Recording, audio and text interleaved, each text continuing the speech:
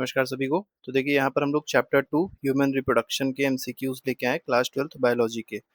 तो अगर आप क्लास 12th के बोर्ड के एग्जाम की तैयारी कर रहे हैं या किसी कॉम्पिटिटिव एग्जाम की तैयारी कर रहे हैं तो उसके लिए क्वेश्चंस बहुत ज़्यादा इंपॉर्टेंट होने वाले हैं। तो चलिए स्टार्ट करते हैं, देखते हैं फर्स्ट क्वेश्चन में क्या कहा गया है।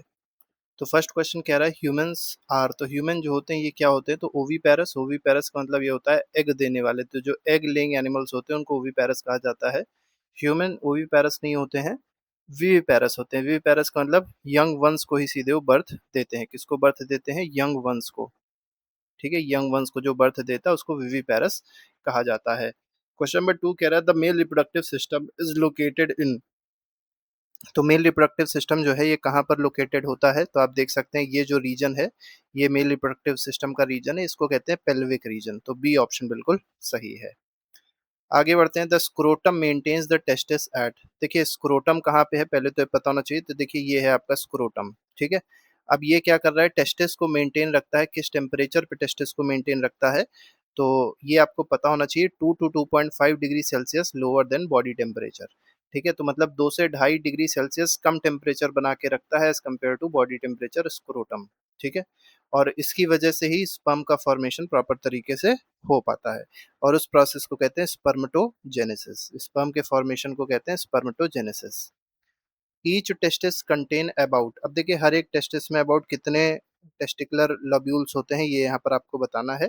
तो ये अप्रोक्सीमेटली 250 होते हैं। तो यहाँ पर सी ऑप्शन बिल्कुल सही हो जाएगा। ठीक है, और इस डायग्राम से रिलेटेड कई बार क्वेश्चंस आते हैं तो इसको भी आप देखते रहिए और समझते रहिएगा। स्पर्म्स आर प्रोड्यूस्ड इन, तो स्पर्म का जो प्रोडक्शन होता है ये कहाँ पर होता है? ये आपको यहाँ पर बताना है। तो स्पर्म का जो प्रोडक्शन होगा वो सेमिनीफेरस ट्यूब्यूल्स में होगा। कहाँ पे होगा? सेमिनीफेरस ट्यूब्यूल्स में होगा। वो इसमें आपको देखने को नहीं मिलेगा। तो सी ऑप्शन फिलहाल इसका सही है। Sertoli cells are responsible for, देखिए सर्टोली सेल जो होते हैं ये किस चीज़ के लिए रिस्पॉन्सिबल होते हैं? तो ये जर्म सेल्स को क्या प्रोवाइड करते हैं? न्यूट्रिशन प्रोवाइड करते हैं, इसलिए बहुत ज़्यादा इंपॉर्टेंट होते हैं। तो आपसे ऐसे पूछा जा सकता है कि जर्म सेल को न्यूट्रिशन प्रोवाइड करने का काम कौन करता है? तो यही सर्टोली सेल्स करते हैं। तो नरिश करेंगे, डेवलपमेंट करेंगे जर्म सेल का, और स्पर्मेटोजेनेसिस को भी, मतलब स्पर्म के फॉर्मेशन को भी ये सपोर्ट करते हैं। सेवेंथ क्वेश्चन कह रहा है लेडिग सेल सिक्रीट। अब देखिए लेडिग सेल जो होता है ये क्या सिक्रीट करता है? तो ये मेनली टेस्टोस्टेरोन को सिक्रीट करने में हेल्प करता है लेडिग सेल। ठीक है, इसको इंटरस्टिशियल सेल भी कभी कभी कह दिया जाता है, तो दोनों एक ही, अलग अलग नहीं है। एट्थ क्वेश्चन कह रहा है the correct sequence of sperm transport is, तो स्पर्म ट्रांसपोर्ट का जो करेक्ट सीक्वेंस होगा वो क्या होगा? तो देखिए सेमिनीफेरस ट्यूब्यूल्स में प्रोड्यूस हुआ, इसके बाद रीड टेस्टिस में आएगा, फिर वासा एफरेंशिया में आएगा। तो बी ऑप्शन बिल्कुल सही है इसका। आगे बढ़ते हैं, the enlarged end of penis is called. देखिए पेनिस का जो एनलार्ज्ड एंड होता है, ये वाला जो एंड आपको दिखाई पड़ रहा है, ये पूरा यहाँ से यहाँ तक पेनिस है। इसका जो एनलार्ज्ड एंड दिखाई पड़ रहा है, इस एंड को क्या कहा जाएगा? ये आपसे पूछा गया है, तो इसको कहेंगे ग्लैंस पेनिस। तो यहाँ पर बी ऑप्शन बिल्कुल सही हो जाएगा। आगे बढ़ते हैं, four skin is also called. तो फोर स्किन जो होती है, जो पेनिस के ऊपर स्किन होती है उसको फोर स्किन कहा जाता है। इस फोर स्किन को और क्या नाम दिया जाता है? तो इसको प्रेप्यूस भी कहा जाता है। तो सी ऑप्शन बिल्कुल सही है। क्वेश्चन नंबर 11th पे आते हैं, seminal plasma is rich in. तो सेमिनल प्लाज्मा जो होता है ये किस चीज में रिच होता है? तो इसमें मेनली कौन कौन सी चीजें होती हैं? फ्रक्टोज होता है, कैल्शियम होता है, एंजाइम्स होता है। ठीक है, तो ये इसमें रिच होता है, ये बात आप लोग याद रखिएगा, इंपॉर्टेंट है। ठीक, आगे बढ़ते हैं, क्वेश्चन नंबर 12th पे आते हैं, bulbo urethral gland help in. तो देखिए ये एक बहुत इंपॉर्टेंट ग्लैंड है, बल्बो यूरेथ्रल ग्लैंड है। तो ये किस चीज में ग्लैंड, यानी जो ग्लैंड है किस चीज में हेल्प करेगी? तो मेनली जो पेनिस होता है उसका ल्यूब्रिकेशन बनाए रखने में ये हेल्प करती है। तो ओव्यूलेशन में नहीं, फर्टिलाइजेशन में भी नहीं, ये पेनिस को ल्यूब्रिकेट करे रखती है। तो यहाँ पर सी ऑप्शन बिल्कुल सही है। Primary female sex organs are, देखिए यहाँ पर अगर आपसे पूछा जाए कि इनमें कौन सा ऐसा प्राइमरी फीमेल सेक्स ऑर्गन है, तो ओविडक्ट प्राइमरी नहीं है। प्राइमरी फीमेल सेक्स ऑर्गन क्या होता है? ओवरी होता है। ठीक है, जैसे मेल में अगर आप देखेंगे तो ओवरी की जगह टेस्टिस हो जाएगा, यहाँ पर ओवरी होता है। क्वेश्चन नंबर 14 पे आते हैं, तो ओवरी इज अप्रोक्सीमेटली, तो लेंथ पूछी गई है ओवरी की। जो अप्रोक्सीमेट लेंथ होती है वो 2 से 4 सेंटीमीटर लॉन्ग होता है ये। ठीक है, लॉन्ग होती है ओवरी। तो ये बात आप लोग याद रखिएगा, ओवरी आप देख सकते हैं, ओवरी बनी हुई है। आगे बढ़ते हैं, अगले क्वेश्चन पे आते हैं, 15th question, the outer region of ovary is. तो ओवरी का जो आउटर रीजन है वो क्या कहलाएगा, ये बताना है आपको। तो देखिए ओवरी जो होती है इसका जो आउटर रीजन है उसको कॉर्टेक्स बोला जाता है। क्या बोला जाता है? कॉर्टेक्स बोला जाता है। आगे बढ़ते हैं, the funnel shaped part of oviduct is. Oviduct का जो फनल शेप्ड पार्ट है, फनल की तरह जो दिखाई पड़ रहा है, देख सकते हैं आप लोग, फनल की तरह दिख रहा है, इस पार्ट को क्या कहा जाता है, ये आपसे पूछा गया है। तो इनफंडीबुलम कहा जाता है, तो सी ऑप्शन बिल्कुल सही है इसमें। ठीक है, आगे बढ़ते हैं। देखिए यहाँ पर इनफंडीबुलम दिया गया है आपको। ठीक है, तो ये देखिए फनल की तरह आपको दिख रहा होगा। ठीक है, तो ये इनफंडीबुलम कहलाएगा। आगे बढ़ते हैं, question number 17, fimbriae helps in. तो फिम्ब्रिए जो है ये किस चीज में हेल्प करेगा, ये आपको यहाँ पर बताना है। तो फिम्ब्रिए मतलब ये जो आपको दिख रहे हैं कुछ ऐसे सेक्शंस दिखाई पड़ रहे होंगे, ये फिम्ब्रिए है।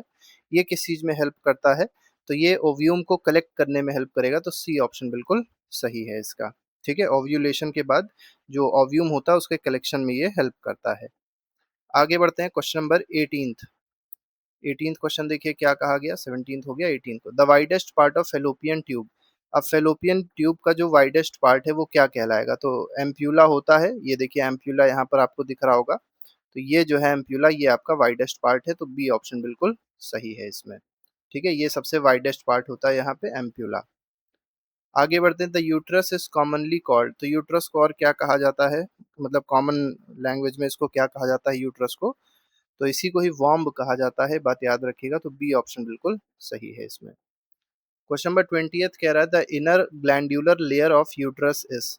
तो जो इनर ग्लैंड्यूलर लेयर होती है यूट्रस की, उस लेयर को क्या कहा जाएगा, उसको कहा जाता है एंडोमेट्रियम।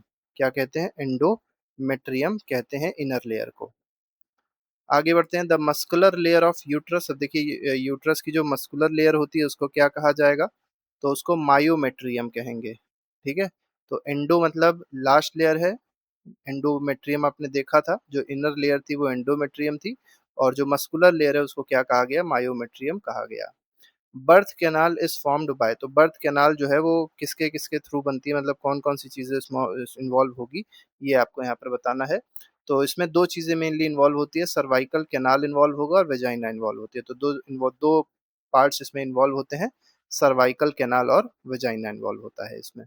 ठीक है, आगे बढ़ते हैं, question number 23, which is not a part of female external genitalia. तो मतलब फीमेल एक्सटर्नल जेनिटेलिया का इसमें कौन सा पार्ट नहीं है, ये बताना है। तो clitoris, labia minora, cervix, mons pubis सब है, सर्विक्स नहीं है यहाँ पे। ठीक है, सर्विक्स जो है ये एक्सटर्नल जेनिटेलिया का पार्ट नहीं है, ये इंटरनल पार्ट होता है। आगे बढ़ते हैं, द क्लिटोरिस इज लोकेटेड। अब देखिए क्लिटोरिस कहाँ पर है, ये जो आपको दिख रही है ये आपको क्लिटोरिस है यहाँ पे, तो ये किसके पास में लोकेटेड है बताना है। तो यूरेथ्रल ओपनिंग के जस्ट ऊपर अगर आप देखेंगे फीमेल में, वहां पर क्लिटोरिस जो होता है वो लोकेटेड होता है। ठीक, आगे बढ़ते हैं, अगले क्वेश्चन पे आएंगे। 25, the presence of hymen is. तो हाइमेन अगर है, हाइमेन प्रेजेंट है, ठीक है, तो वो क्या प्रूफ करता है, क्या वो वर्जिनिटी को प्रूफ करेगा या प्रेगनेंसी को प्रूफ करेगा, तो दोनों ही प्रूव नहीं करता है ये। ठीक है, not a reliable indicator of virginity, क्योंकि कई बार क्या होता है एक्सरसाइज करते समय या कोई गेम खेलते समय, स्पोर्ट्स एक्टिविटीज अगर कोई गर्ल कर रही है, तो उसका भी जो हाइमेन होता है, वो जो मसल्स की लेयर होती है वो फट जाती है, इसी को ही क्या कहते हैं, हाइमेन कहा जाता है। Each breast contains approximately. तो ईच हर एक ब्रेस्ट में अप्रोक्सीमेटली कितने लोब्स होते हैं, ये यहाँ पर आपको बताना है।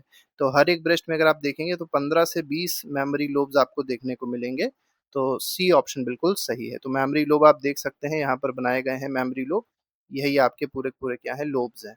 ठीक है, देखिए बना भी हुआ है मेमोरी लोब। आगे बढ़ते हैं, question number, milk is separated by. 27th question है, मिल्क को सिक्रीट कौन करता है, तो एल्वियोलाई करता है। ठीक है, मिल्क को सेक्रेट करने का काम कौन करेगा, एल्वियोलाई करेगा। तो याद रखिएगा एल्वियोलाई जो होता है वो मिल्क को सिक्रीट करने का काम करता है। आगे बढ़ते हैं, अगले क्वेश्चन पे आते हैं। अगला क्वेश्चन है question number 28, spermatogenesis begins at.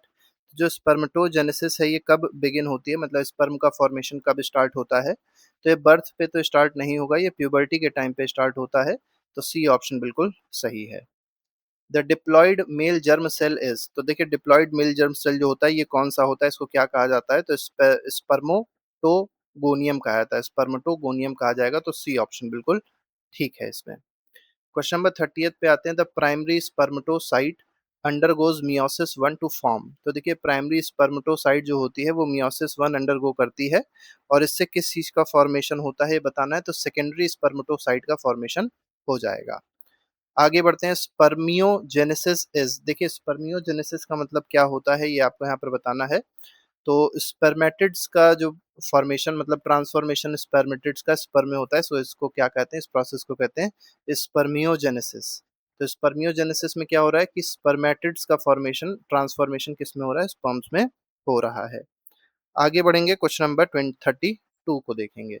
Release of sperms from Sertoli cells is, देखिए जो स्पर्म्स का रिलीज होता है सर्टोली सेल से, इस प्रोसेस को क्या कहा जाएगा, तो इस प्रोसेस को कहते हैं स्पर्मिएशन। ठीक है, तो बी ऑप्शन बिल्कुल ठीक है। ये सीधे सीधे पूछ लिया था कि स्पर्मिएशन क्या होता है, तो जो स्पर्म्स होते हैं जब वो रिलीज होते हैं सर्टोली सेल्स से, तो इस प्रोसेस को कहते हैं स्पर्मिएशन।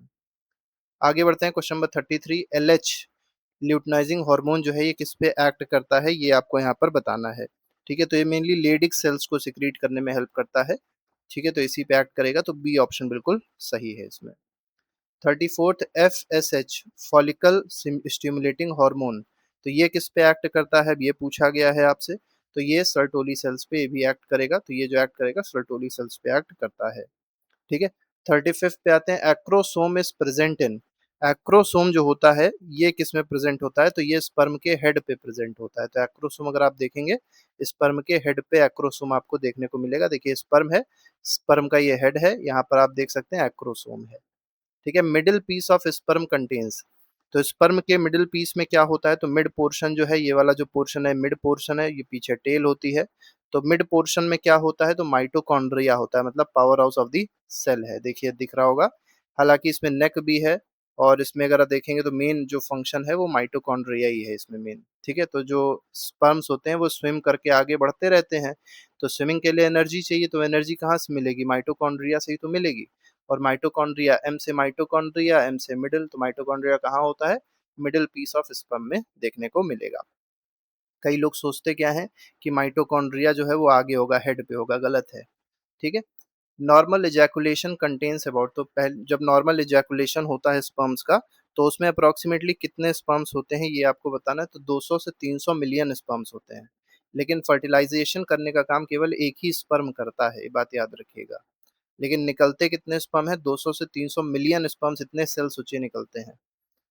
oogenesis begins during, तो oogenesis जो है ये कब बिगिन होती है, कब स्टार्ट होती है, तो ये फीटल लाइफ पे स्टार्ट होती है, तो सी ऑप्शन बिल्कुल सही है इसका। 39 क्वेश्चन कह रहा है, primary oocytes remains arrested in, तो प्राइमरी oocyte जो है ये कहाँ पर अरेस्टेड रहते हैं, कहाँ पर बंधे रहते हैं, तो ये प्रोफेज 1 में आपको देखने को मिलेंगे।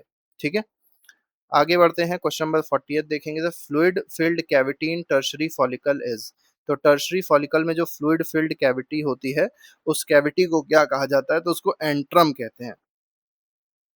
क्या कहते हैं, एंट्रम कहा जाता है, बात याद रखिए। क्वेश्चन नंबर 41 पे आते हैं, क्वेश्चन नंबर 41 देखिए क्या कह रहा है, द मैच्योर फॉलिकल इज, तो मैच्योर फॉलिकल जो होगा उसके बारे में पूछा गया है, उसको क्या कहा जाता है, तो उसको ग्राफियन फॉलिकल कहा जाता है, मैच्योर फॉलिकल को ग्राफियन फॉलिकल कहा जाता है।